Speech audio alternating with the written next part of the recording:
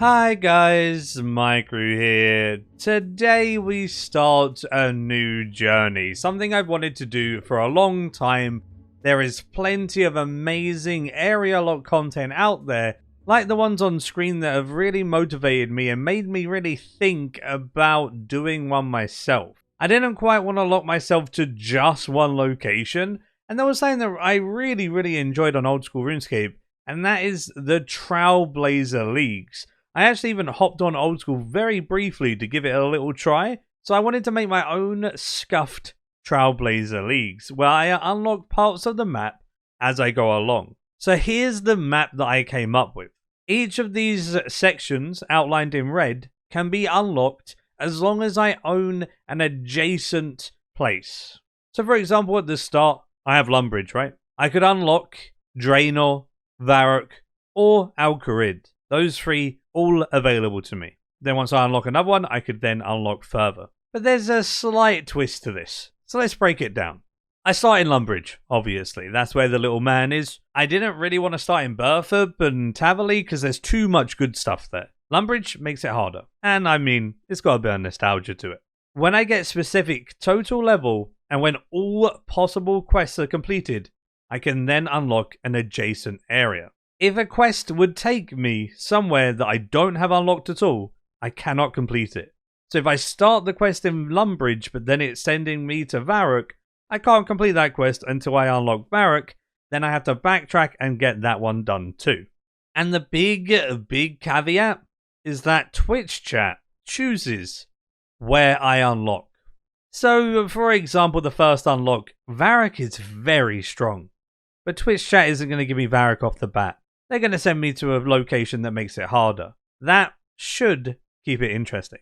I unlock the areas super slowly at the start. For example, I need to get over 400 levels to unlock the first area, as well as doing the quests available to me.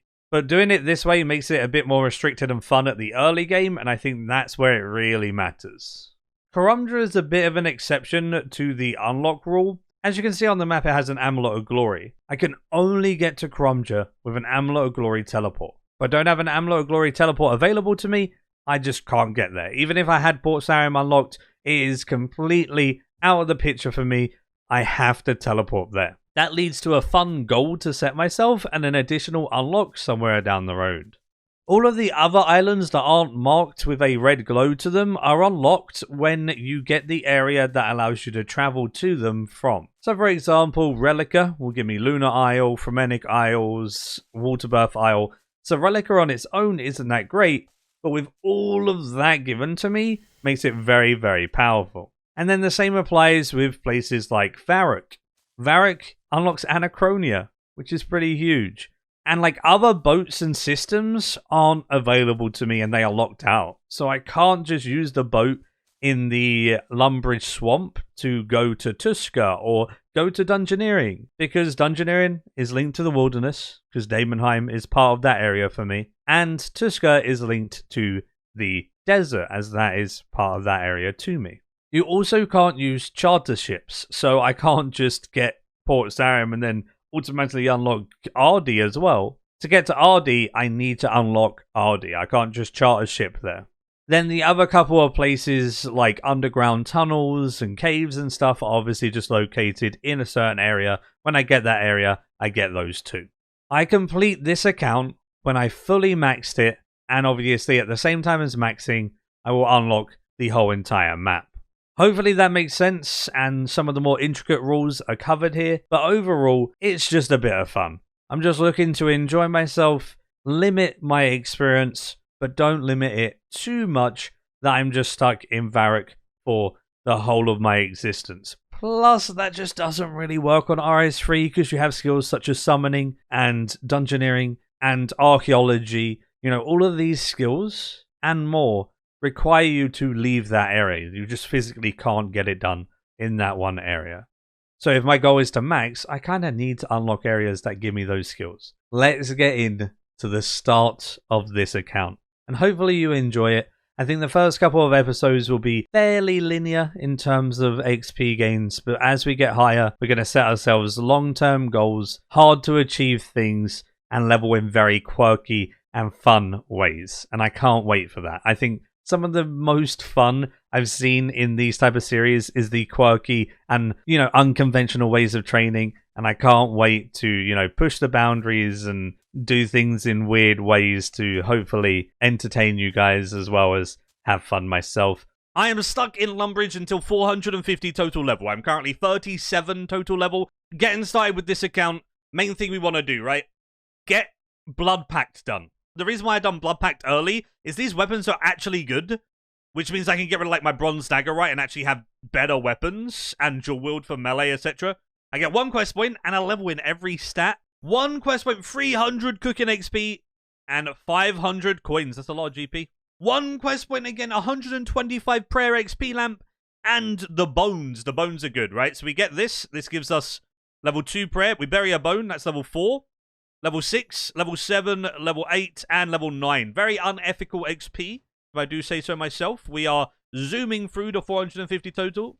I'm trying to dive. Why am I trying to dive? And I'm trying to surge. I hate this game already. Sheep's Ear done. That was the last quest in the Lumbridge area. It got me level 3 crafting. So now I've done all of these. I can't do Myth of the Whitelands until I unlock Wizard's Tower, which means I have all of the quests done in this area. I just need to get the total level, and I can move on. I can buy 1 Mithril hatchet and put it on my tool belt.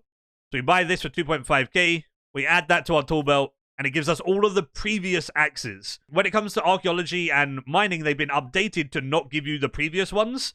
Woodcutting is the only one that gives you the previous one for some reason. They didn't update it with the other stuff, so now I can chop the tree and it'll give me a, bronze axe, then an iron axe, then a steel axe, and then a black, and then a myth. So I'll have an axe all the way up to level 20 woodcutting. Jagex doing Jagex things, why not? Dude, I need to get 30 magic at some point as well, just because I hate not having Surge. No Surge actually makes me feel bad about myself. So I'm going to train on chickens to get feathers, because a big meta, well, a way that I personally want to train on this account when I'm locked in Lumbridge is, arrow shafts will get on my fletching. Also, I need to train woodcutting to get the wood. I can also pick up the logs in the roof of Lumbridge. There's like 4 logs that spawn there. So if my fletching falls behind, or I want to train fire making, I don't even have to woodcut for those logs. And then that can turn into fletching gains, which then can turn into smithing gains and combat gains all at once. So if I focus on fletching, it gives me everything that I need to progress, essentially. Yo, 10 woodcutting. Surge isn't 30 magic anymore, it's 5 agility. Wait, what? Gnome agility course. Birth of agility course. Huh. Oh, I don't think it gives XP, because I have 0 XP. Oh, wait. Yo. You ready? Yo, it gives me 2 XP. All right, chat. Let's go. Level 5 agility is going to be easy, boys. All right, we got this. I need my Surge. There is no shot I'm doing it without Surge, man. There is no shot. Level 3 agility. Let's go. 2 more levels, boys. Easy game. Honestly, the easiest agility training I've ever done in my life. 4.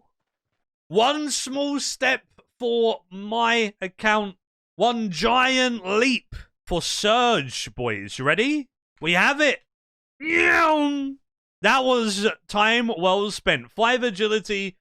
We are gaming. I don't think anyone in this game has ever done that. So we're already starting off strong, boys, okay? We're gaming. And we're going to get a little bit of fire making training right now, boys, okay? So see these 4 logs? Do you know what I can do with these 4 logs? I can light them. And then with these 4 logs, I get fire making XP. Level 2. So I'm going to get level 15. So I can woodcut oaks and also fire make oaks. So we're going to hop worlds. And we're going to have a really interactive gameplay. Something else that everyone's definitely done on RuneScape 3. Wait, honestly, I think the play is to just loot them. I can just area loot them and hop worlds, honestly, right? I just go like this, area loot. And then I'm like, oh yeah, peace out, boys. Oh, I can get all 4 from this 1 tile? That's actually OP. At level 15, oak logs obtained. I'm going to go and get a Slayer task, boys. Take this Slayer collection log. It will help you keep track. I need an assignment. Excellent. You're going to kill birds. Easy, boys. Chickens. Got a Slayer level. Got my Slayer task done. Let's pick up the last of my stuff and let's get it going. We got a Slayer level at the end of our bat task and we got 1 Slayer point. We got a cave bug. Oh, I don't have a light source. After doing a bit of research on the cave bug, it seems like it needs a rope to get in there and then a light source once you're in there. I think there is a way for me to get a light source when I'm in the cave, but there is no way for me to get a rope to get down there unless I unlock Draenor or Alcarid next, as there's the Alcarid shop that sells it, and Draenor you can go to Ned and give him balls of wool or GP for him to make it. So it looks like we're Slayer locked until the next location, which is fine. So I think the play right now for me is to do the buyers and sellers quest, because it's the last quest I can do. And we'll give that a try. Do I need level 5 thieving? Yeah, so we're going to need to get level 5 thieving. Men and women, where are you at? And there's level 5 thieving. I can now do buyers and sellers. We get 1 quest point, 500 thieving XP, access to the Thieves Guild. And then we do these, and that gives us more thieving XP, 11 thieving, and all of the quests done. We have the Thief Guild doors. Let's go. I think the bottom ones require a lockpick, so I can't do those because they are 35 thieving plus a lockpick, I think. We need 15 thieving for this, but that's really, really big. That's a huge unlock. And 15 thieving. That means I can go do Thieves Guild doors. And now we unlock these boys. It gives so much XP. Look how disgusting this is, though. Yeah, 210 XP. That's so dumb. 2 doors is 1 level. Like, it's just disgusting, man. It's actually disgusting. Managed to push 36 thieving. There is a way that I can get a lockpick for the bottom doors if I train up my hunter and catch a cheeky implin at like 23. So once we come back here, probably in the next region when I need some extra levels towards 800, we'll get a lockpick then. This will do for now. I think it's time to do a bit of mining, because we're getting our stats up with 163 total with slowly progression to 450 in Lumbridge. So a bit of mining and smithing and then cooking and fishing should give us a lot of levels. I can get up to 300 plus total just with those. Alright, we are done with mining for now. We have 34 mining, which means we have a bunch of steel to make. I just spam heated a bunch of steel arrowheads. The plan was obviously to train fletching with all of the combined stuff like I said before. So steel arrowheads are a pretty key component of this, and my fletching gain should come in nicely in the next region, especially if chat gives me Draenor, then I can get willow logs, all that jazz to go hand in hand. Alright, there we go. 31 smithing. That is the level that we'll end on for now. I went down into the Lumbridge catacombs and I killed the cockroaches there, as they only have 50 HP and they give a stupid amount of XP for how much HP they have. They're similar to the trolls in Burfoot. I killed these until I had a decent magic level, so then I could go and kill the corpse spiders effectively in order to get their spider silk to train up crafting. That way I can then train up my combats and crafting at the same time, and it should work well. I tested a little bit training on the corpse spiders and it was absolutely fine after getting some magic levels, so that is the plan for my crafting training. It will also give me some GP and armor for myself. So now it was time to get crafting, and I had some leather saved up just from drops from the catacombs because pretty much everything in there drops it. This got me to 7 crafting, but I need 20 to start doing spider silk. I'm going to do a very interesting training method to 20 crafting. I'm going to train with clay, but I have no way to spin the clay on a potter's wheel or heat it on a potter's oven. So there is one way to get XP with it. All I do is go to the Lumbridge swamp, I mine some clay. I come up to Lumbridge, I make the clay into soft clay, and then if I go ahead and mold the clay, you can actually turn it into a clay ring. These clay rings, even before they're heated, give you 11 XP, and they are the only thing that don't require a pottery wheel to make. They just require a ring mold, which you get given on RS3, and even if I wasn't given it, there's a, little stool over there that I could pickpocket it from regardless. I honestly love this account because I'm doing so many weird things that I would never do, such as this. It actually makes it genuinely enjoyable. So we're going to go do loads of trips back and forth to make these rings. Level 20 crafting. This is a game changer, boys. Honestly, the spider silk turned out to be a really good method, as I could just kill these spiders, make the stuff on the spot, and then continue killing and keep making and then selling it to the store whenever I'm done. It's super effective with like helms because obviously they take 2, and then when you get to bodies they take 3, so you can just do, you know, longer and longer trips to higher crafting level you get. Very nice method, plus some big GP in my pocket.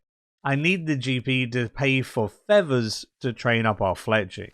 I was so close to 450 total, and I didn't want to power level 1 skill too high before I moved on to the next area. I'm trying to keep my skills as spread as possible. This way it gives me a variety of different things to do at each location instead of focusing just on one thing to start. I'll be doing that later on. So I just trained up my attack and strength to 25 on the cockroaches, and then I actually did something I haven't done in absolute years, and that was the Nexus. Some people from chat joined me for the Nexus, and you just fill up these little bowl things. Everyone just fills up the same bowl and then rotates round clockwise until like 7 bowls are filled or something, and then the middle grotesque spawns. That middle grotesque gives you bones, you bury them, it gives you a lot of XP. It's actually rather effective prayer XP at the low level if you don't have the quests like Holy Grail to skyrocket your XP. I kinda zoomed up these prayer levels. Banishing that grotesque gave us these grotesque bones. If we bury those, bang. Level 32 prayer, and it gave me a lot of XP. Over 1,000 XP just for those bones buried. Very nice. So 32 prayer is pretty good. I'm going to leave it there. So I'm going to go ahead and do some fishing. I'm going to get some shrimp. And then we'll put them on the barbie, cook them up, and get our level done. Yo, when did they add these? Since when is a crayfish spot here? That's crazy. Fish. Crayfishy. Yeah. So I could do shrimp or crayfish, but I think crayfish fish quicker because the shrimps seem to take ages. Crayfish are like constantly catching. Shrimp just take a while. Oh, I got a basic challenge done, boys. I can't even do it because I can't get common gems anyway. Quickly stop now I'm 19 and just cook a bunch. So I'm going to go cook a bunch now. The play is to cook everything I just fished, and I can cook the chicken and stuff as well. Then once I've cooked all of that up, I will be about 10 levels away, and I can do fletching for a bunch. 30 levels more to get. Give me these logs. No! I got the one distance surge. I surged into the sack. Unlucky, man. Sometimes it be that way. I lasted... when did I get surge? Like 2 hours in? I lasted like 9 hours. That's not too bad. That was a decent amount. 27 cooking. Honestly, got a lot of levels in cooking. We take those. So 27 cooking is what it's going to end at because I'm not going to have enough crayfish to get it to 28, which is pretty good. We are 13 levels away, which means I can get some fletching levels very easy by buying those feathers from the shop. And then, making a bunch of headless arrows, and then making the arrows that I made arrow tips for with smithing. All part of the plan, right? The plan is coming to fruition. 5 packs. That's 75k, so I can't quite get all of that.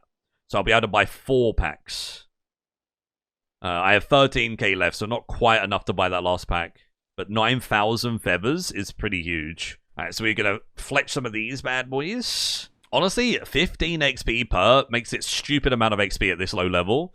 I'm going to easily get those last couple of levels, and we're 450, and we can pole the new area. So these headless arrows, I obviously still have these that I can put into arrow shafts, but for now, I have the level for iron arrows. 4 levels away for the new region, 3 levels away for the new region, 38 XP each. These are huge. Arrows are such good XP, it's crazy. They are so good. Obviously, it takes a little bit of prep, but they're so amazing. Alright, so we hit 450 total, which means we need to run the poll. I'll make some more stuff while running the poll. 26 fletching from 2,280 iron arrows. Actually huge. That's so good, dude. Draenor won the poll, and Varric was far too close for comfort, but Draenor won with 58 votes. Varric got 51, and Alcarid got 37. So, Draenor won by a cheeky 5%. We have just unlocked Draenor. So next unlock is going to be 800 total. So now I have Draenor going into the next episode. I think as I progress through and my levels start getting higher, we're going to have even more niche ways of training, and it's going to be a lot more fun. There's already been quite a few niche ways of training even in the first episode, so I'm excited to continue that and do some weird and wacky grinds. Draenor Manor does open up a ton of things though, like willow trees and the rune span, so those are just massive on their own. Then eventually it opens up stuff like Reaper tasks, etc, although I can't do any right now. It's good for the future. So I stay here until I'm 800 total and I've done all the quests that I possibly can. Then I can move to any new adjacent areas and previous ones. So, for example, I can go up to Barbarian Village and Edgeville. I can move across to Falador, or I can move across to Port Sarim. They are the new places that will be on the polls for chat to pick. In addition to that, obviously I can still go to the old places, aka Varrock and Al-Kharid. So now we have 5 different places that are open to us once we get 800 total and all of the quests available done. It's just going to get more and more exciting for these early levels, honestly. Each place unlocks something useful, but then also we're still locked in a way that we're going to have to think outside the box to do different, methods and training. So hopefully you enjoyed this first episode and there'll be plenty more to come. I managed to get a lot of footage for this during the subathon, so, look out for some more episodes soon. Let me know in the comments down below what you thought. Give the video a like if you did enjoy. And as always, until next time, see ya.